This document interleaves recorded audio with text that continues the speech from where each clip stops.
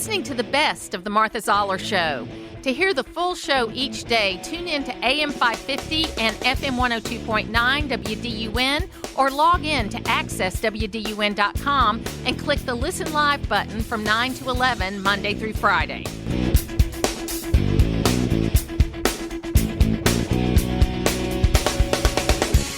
Joining me right now is the president of Augusta University, President Russell Keene. And thank you so much for being with me today. Hope you had a great Thanksgiving. Good morning, Martha. It's great to be with you. We had a great Thanksgiving, and hope you and yours did as well. So, are you a decorated home before Thanksgiving or after Thanksgiving? Definitely after, since taking on this role. Yeah, my daughter's birthday is today, December 2nd, and so we kind of got in the habit after she was born on December 2nd that we decorate about the 10th, just because I didn't want her birthday to be covered up by Christmas. Anyway. Yeah. Yes. It's the whole debate of when you put it up and when you take it down, right? Amen to that. Listen, tell us about Augusta College, because I think a lot has happened with the university system over the last 20 years.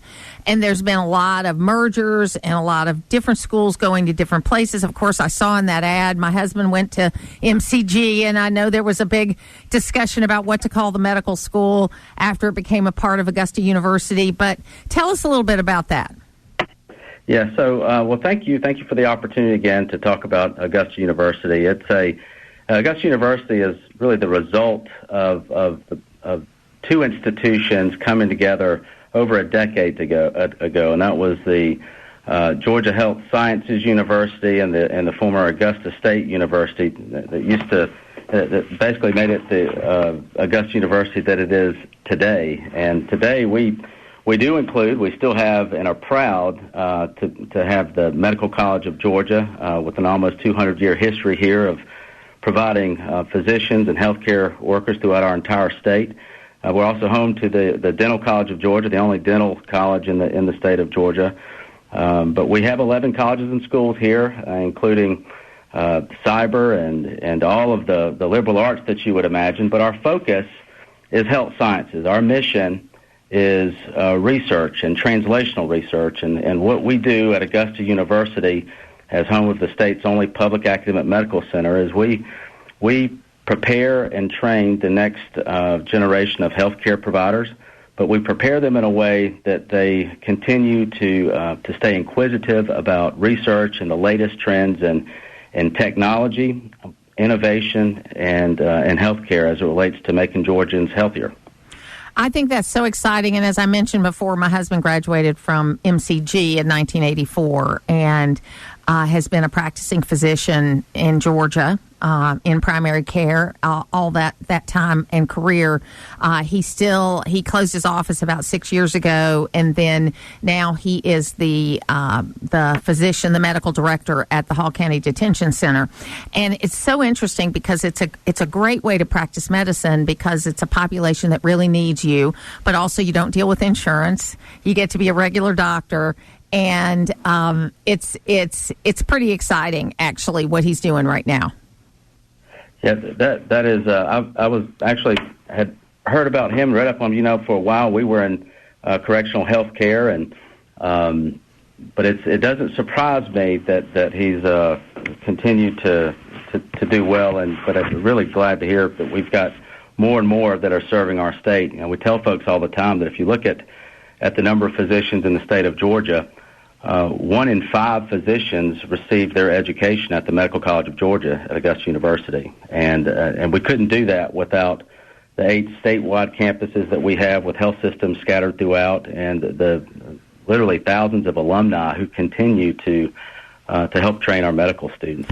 Well, and don't you think that part of the challenge is, especially with physicians, and I know that the physician situation has, you now have PAs and you have hospitalists and you have all kinds of other folks that are in this under this medical umbrella, nurses and CRNAs, and the list goes on, right? But we also have a lot of challenges with the numbers, right? The population's up. We have all of these things that are happening, and I don't know if we're expanding the size of the schools as quick as we need to. So what's involved with being able to have, say, a bigger medical school class at Augusta University? So it is.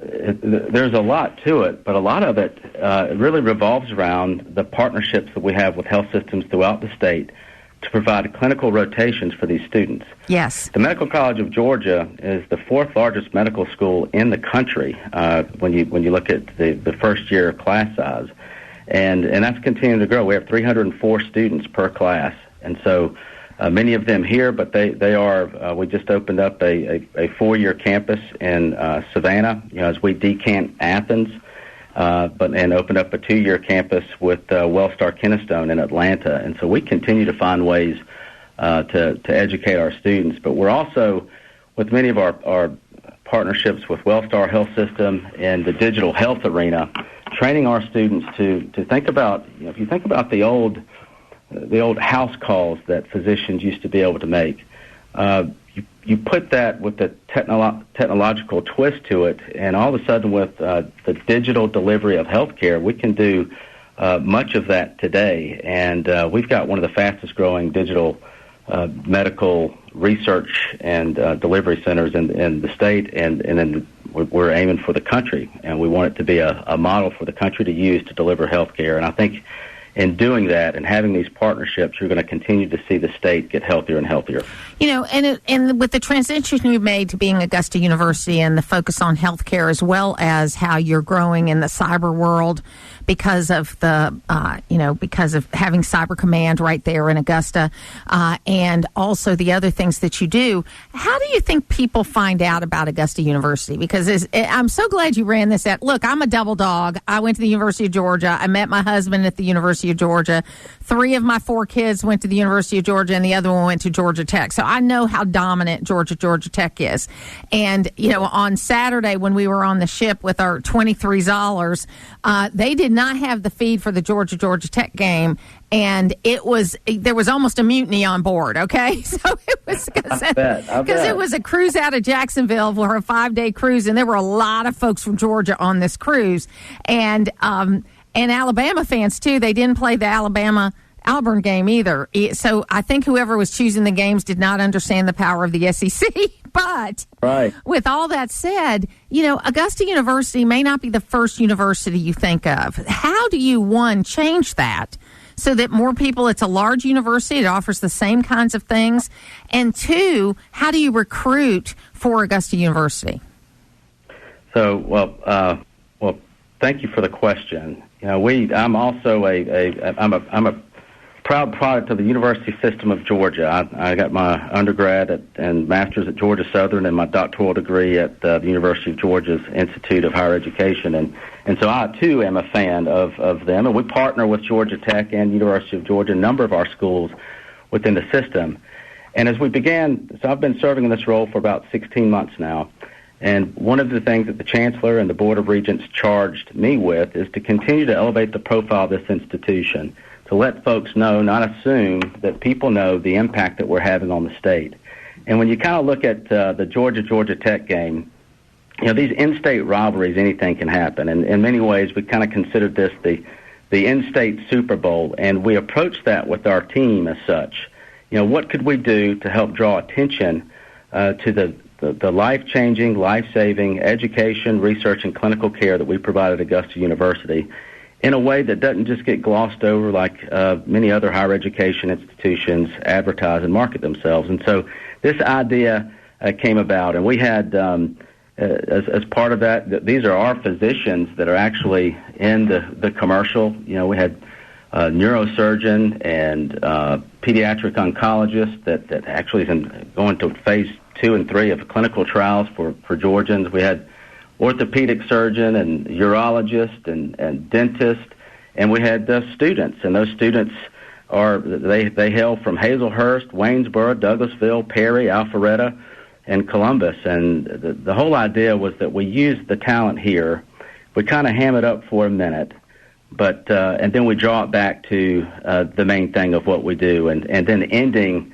that spot with Cole Peace, who is the Children's Miracle Network Child of the Year, where he's going around not just the state but around the country talking about, he was born with 14 broken bones, and He continues to be treated here at the Wellstar Children's Hospital of Georgia, and a lot of our clinicians, physicians, and students and residents have the opportunity to visit with him. And just bringing it all in to really the heroes and what makes this place special. And that's our students, our faculty, our staff, our researchers, and those who provide clinical care. And then to have a patient like Cole, who has undergone multiple surgeries to strengthen and realign his bones. And he's 7 years old, full of energy and curiosity, and he loves basketball. But it's just a way to think about how we tell our story differently. And this is just the beginning of us continuing to tell our story and to remind folks and reemphasize with them the critical role that Augusta University plays for the state. So one last question, because, I'm on the State Board of Education, and one of the things we're really working on is CTAE, which is Career Technology Education, Agriculture Education. And we're trying to, get ready for the jobs of the 21st century. I think the mission of Augusta University is right on track as far as these healthcare jobs or healthcare careers, because if you look at every quarter of job creation, even through the economic crash of '08, and even through the pandemic, whatever, the healthcare sector grew, even when the economy was falling, right? Every single quarter, you can go back 15 years. I bet you can go back 30 years if you wanted to. And so that part of the mission, I think, is spot on and right. I want to know if in your discussions with other presidents and the university system and that kind of thing, are we doing a better job of how to kind of manage the rest of these students into careers that they're going to get to that might not need a 4-year college degree, but they still need some college to be able to do it along with some kind of training? Absolutely. I think, there's always something more and something better that all of us can do. Yes. I think the Chancellor and the Board of Regents have done a really good job of focusing presidents of all 26 institutions in the system about that very question. And you'll see a lot of things, that the Chancellor's really championed this idea of civility and how we get our students to think. And so you'll see a lot of these debate teams around all these campuses. And the great thing about Augusta University is that, yes, we are Medical College of Georgia, Dental College of Georgia. Some of our students, when they come in, they think, well, maybe I want to do something different than medical school. Maybe I'm not cut out for this area, but I'm interested here. And we really work with them to find their niche. Someone might think they want to be a clinician, but then they find a passion towards research. And then from a technology standpoint, this is something that we're talking about, not just us in the state of Georgia, but we're talking about all over the country, is how do you leverage technology in this advent of AI? How do you leverage? We're asking questions, and we've just created a Department of AI and Bioinformatics in the Medical College of Georgia that is looking at leveraging this data and information to help cure disease quicker, to recognize it sooner, early detection, and how do we treat our patients better and more efficiently. And so I think a lot of what we're doing with these students is that a lot of folks will talk about, well, is a college degree relevant? And with all the changes, what should I focus on and do? We're infusing critical thinking skills, judgment, the curiosity. The irony is you take the liberal arts base of helping students learn how to think, and then how to leverage what we call here augmented.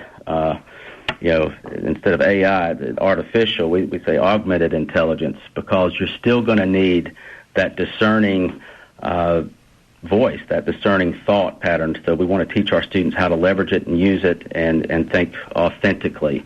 But aside from that, it's also this idea of being able to have civil conversations, to disagree without being disagreeable, but also to change on a dime. This world's changing so quickly, and higher education is not notorious for changing with it in an efficient manner. But we've really been challenged by the leadership of Chancellor Perdue and the Board of Regents to think differently about how we solve these problems and how we serve our students. And so you're going to see and you're already seeing a lot of seamless transitions and collaborations and articulation agreements with the technical college system. We are actually hosting today Richmond County School System at one of our basketball games, and we'll have Columbia County School System, because we're engaging at early levels. In fact, if you go to the Georgia Cyber Center here, you'll see students from elementary on up touring, because we want to get them early to be thinking about what they're doing and to get them and cultivate that interest for helping not just themselves and their families, but the state of Georgia and beyond. That is so great. President Russell Keene, thank you so much for being with us. And I think I heard from you 3 kinds of AI: authentic intelligence, augmented intelligence, and artificial intelligence. So there's a lot of AIs out there. That's great. Thank you so much for being with me today, and I hope you have a wonderful Christmas and a Happy New Year.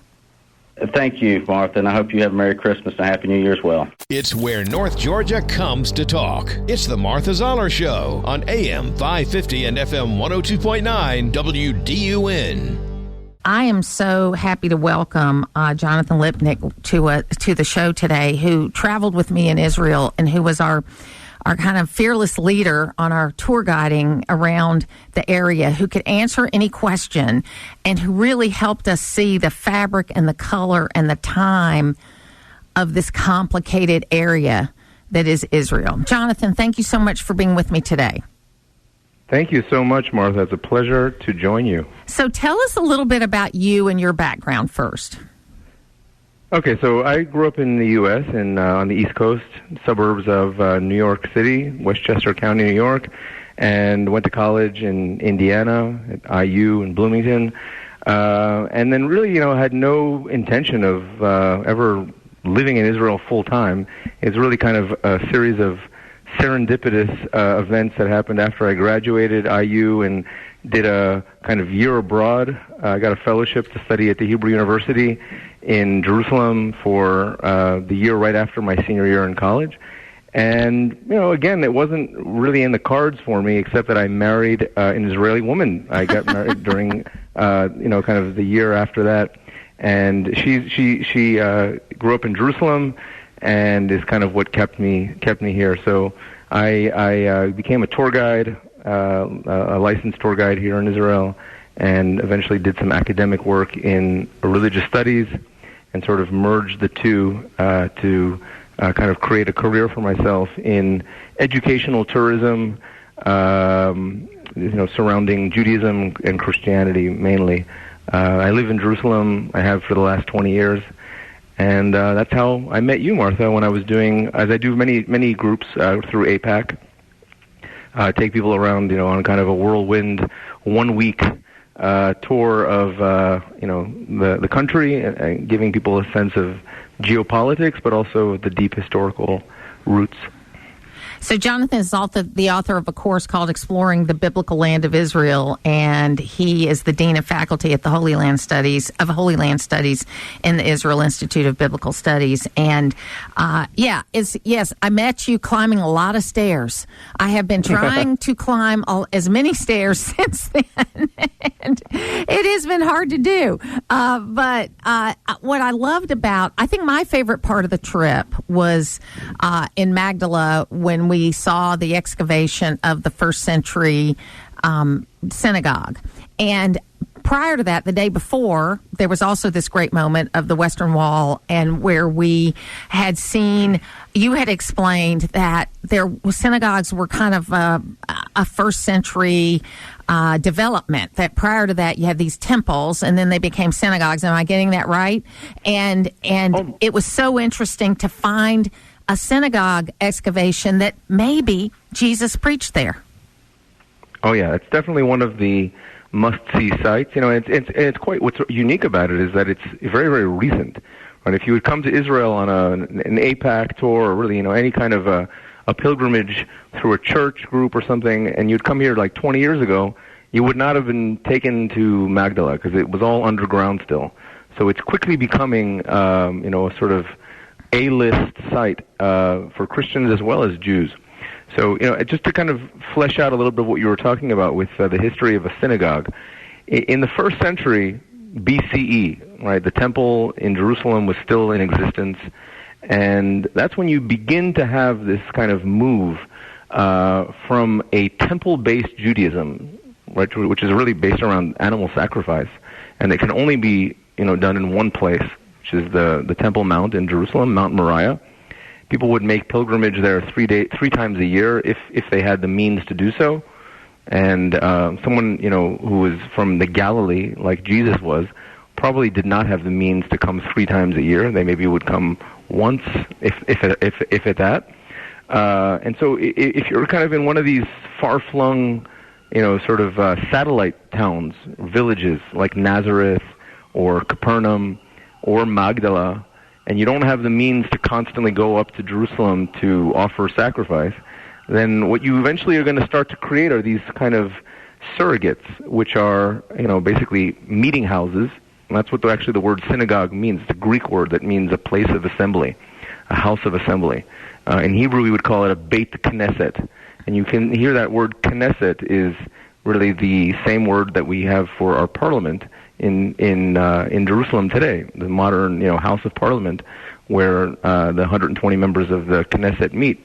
Not that that's a place of religious activity. On the contrary, it's not. It's a civic structure.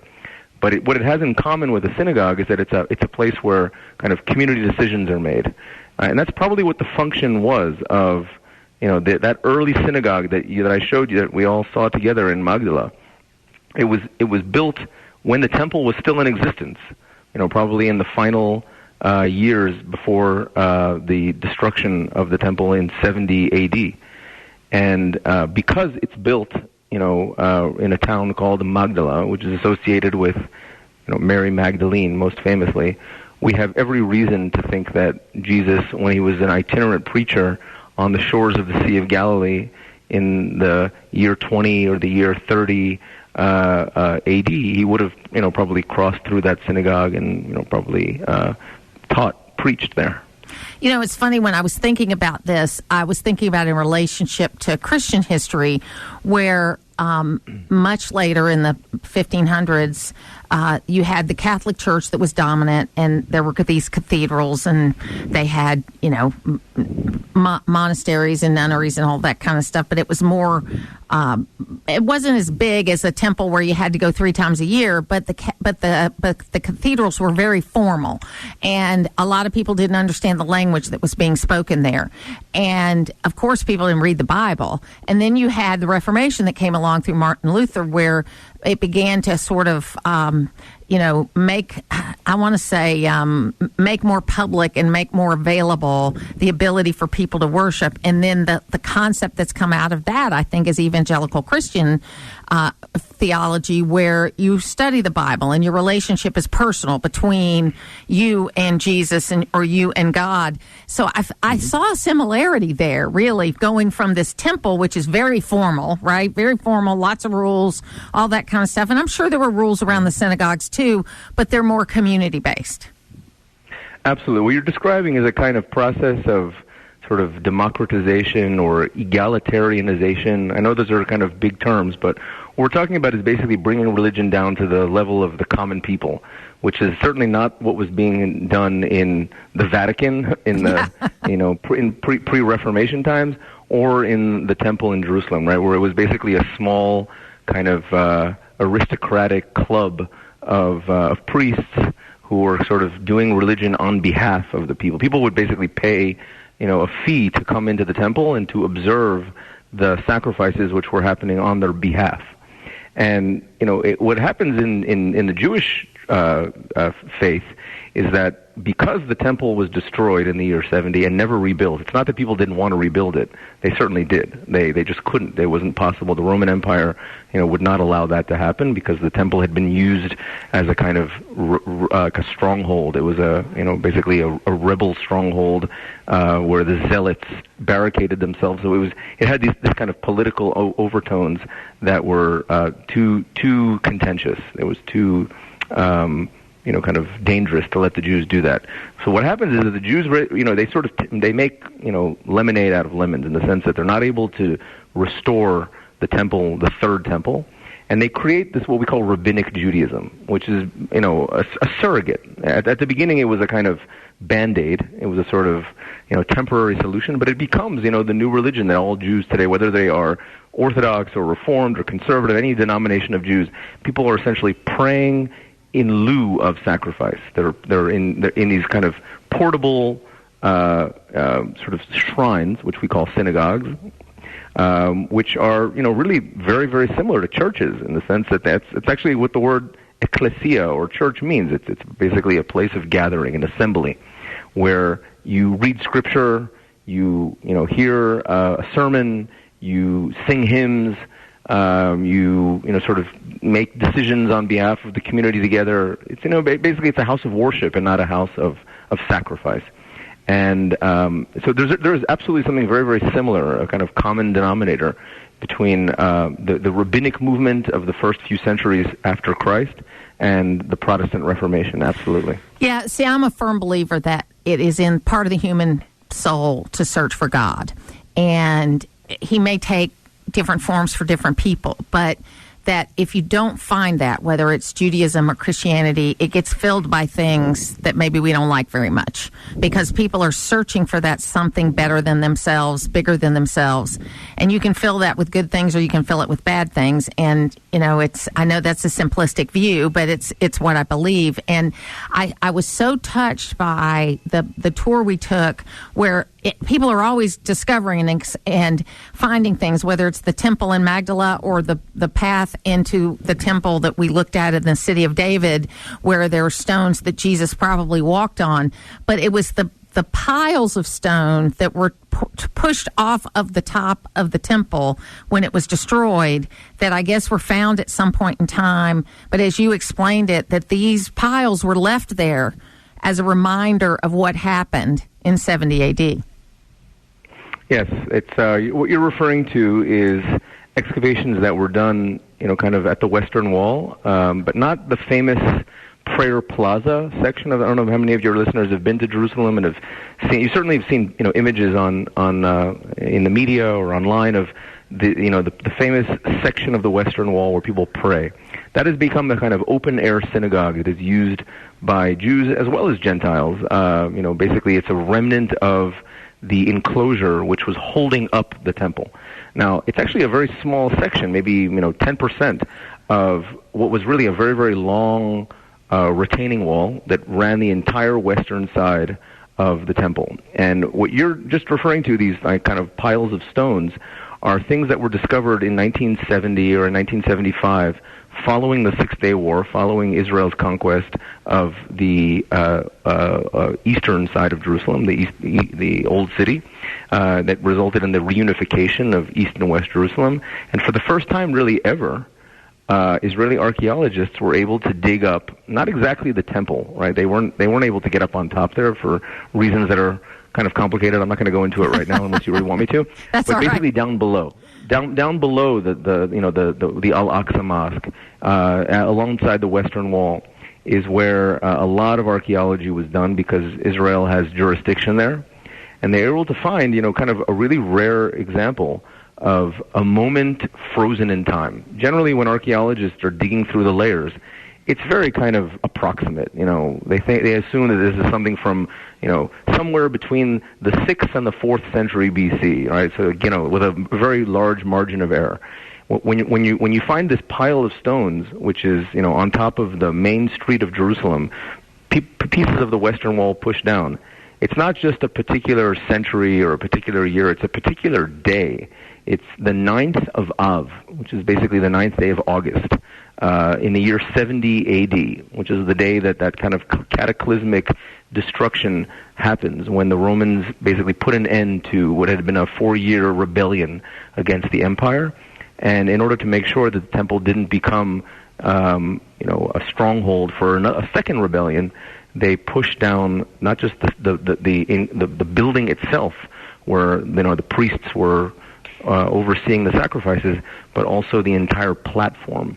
And that is what has resulted in this pile of stones. So archaeologists kind of just left it like that. They didn't want to pick up those stones and reveal more of the street because it's such a powerful illustration of this kind of threshold moment in Jewish as well as Christian history, right? It's really the moment when the 1,000 years of sacrifice-based Judaism that was based around the temple comes to a very, very stark end.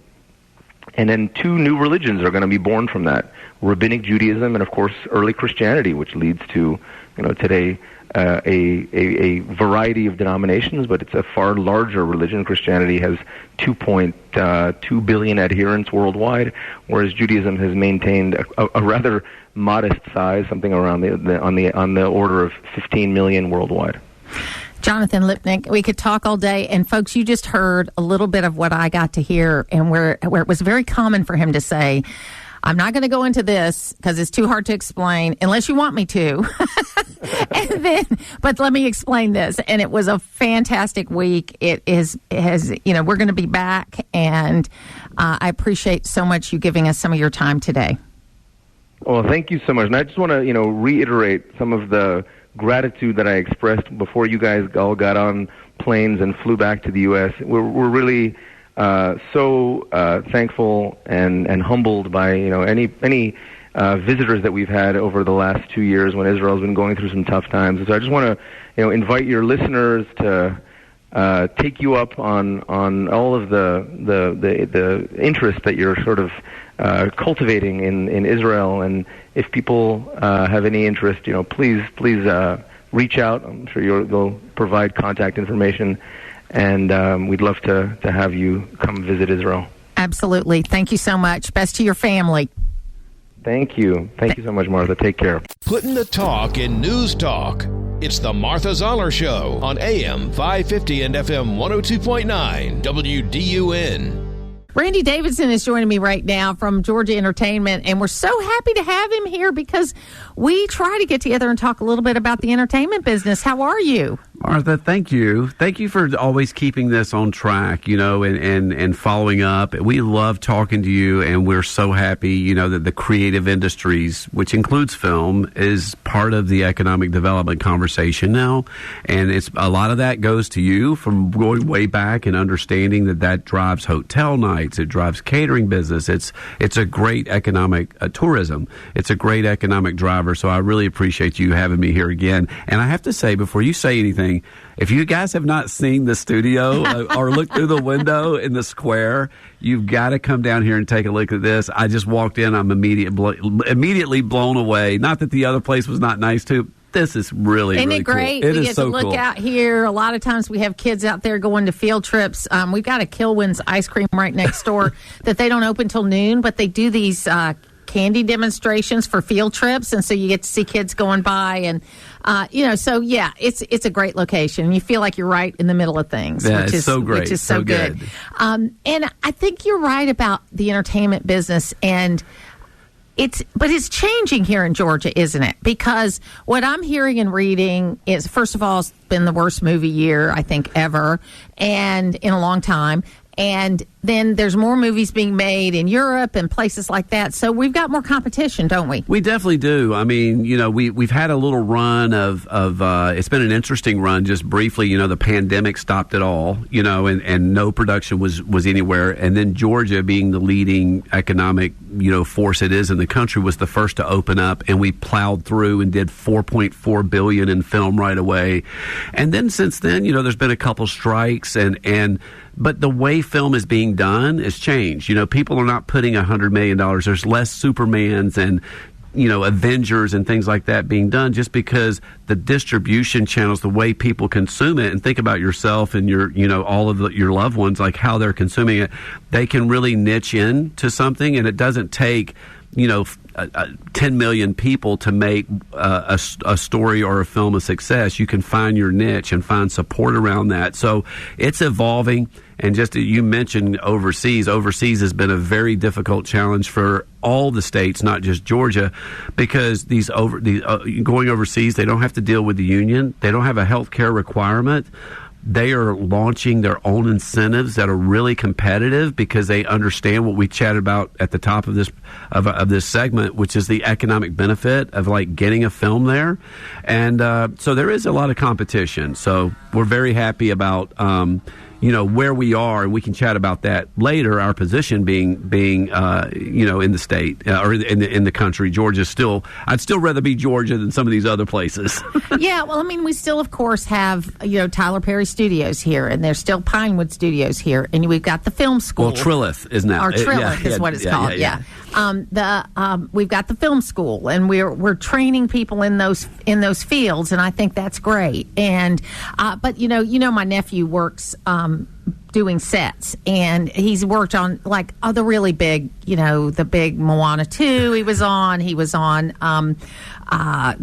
Black Panther 2 is on, you name it, and he does a lot of the CGI building, where you build these big styrofoam sets, these green sets, so that they can do the computer on that. So he does that. But he's not working as much. Mm-hmm. But you know what? Some of that's by choice. He says, Aunt Marnie, I have been working 24/7 for the last 7 years, and I want to so he just picks up projects that are like 3 months long, and then he builds furniture in between. I tell you what, the workforce in Georgia has evolved, with this changing of how productions are done.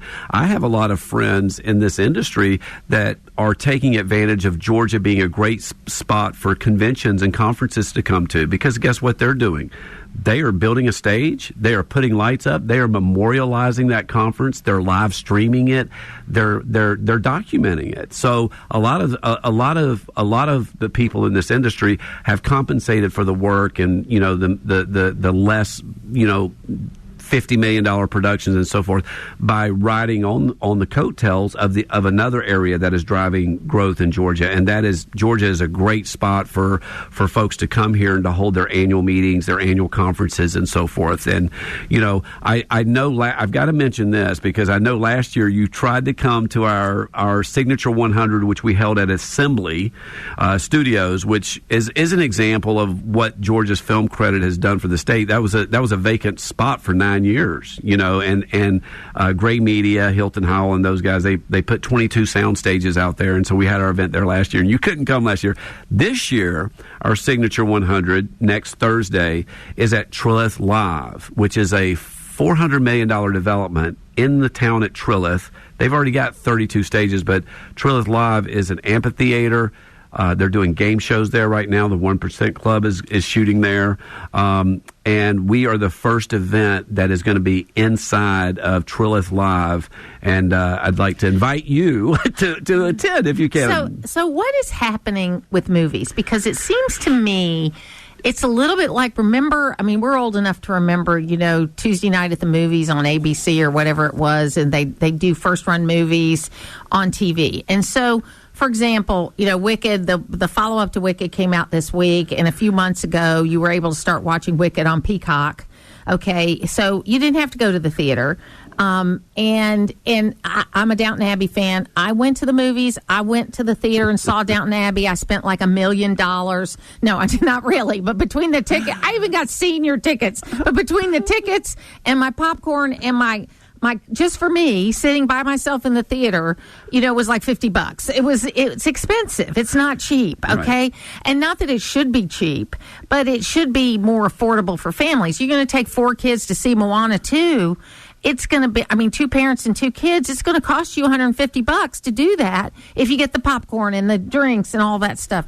So it seems like they're really releasing it to streaming quickly.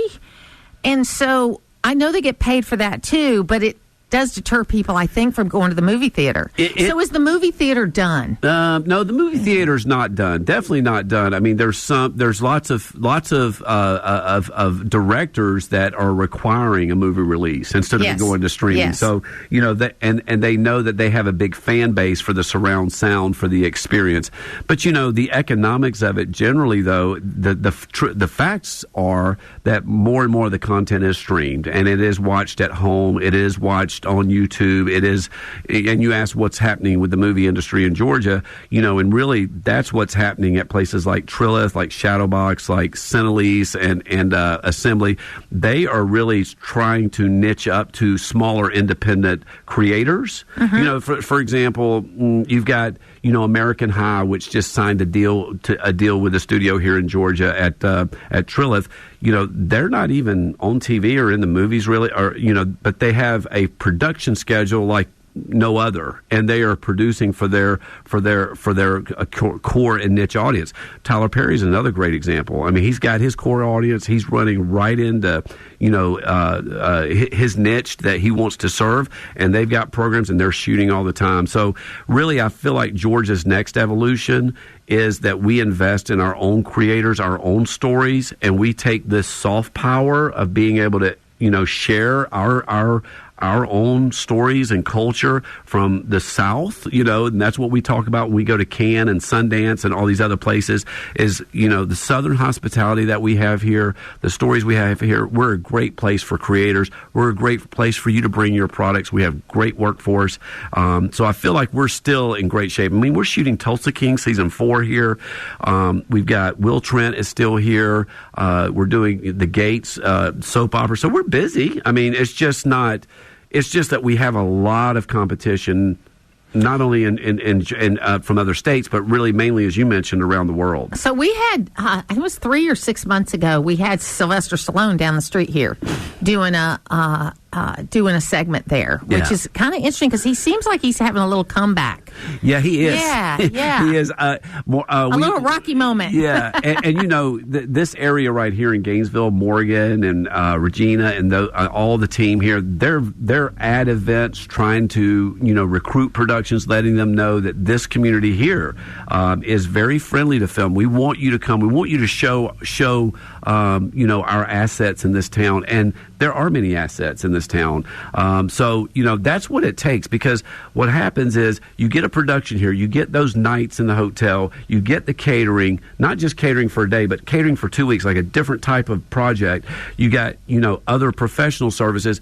And then, Martha, the Holy Grail is you strike something with like a Vampire Diaries or a Walking Dead, where you have Walking Dead's got coming up on 2 decades of a town that was changed. Mm-hmm. And it's clean tourism. It's clean growth. People come in, spend their money, stay in your shops, shop, and go. So that's like the Holy Grail of really, in my opinion, why communities, like Hall County and Gainesville and even, South Georgia and Columbus and Savannah, they're all still in the game.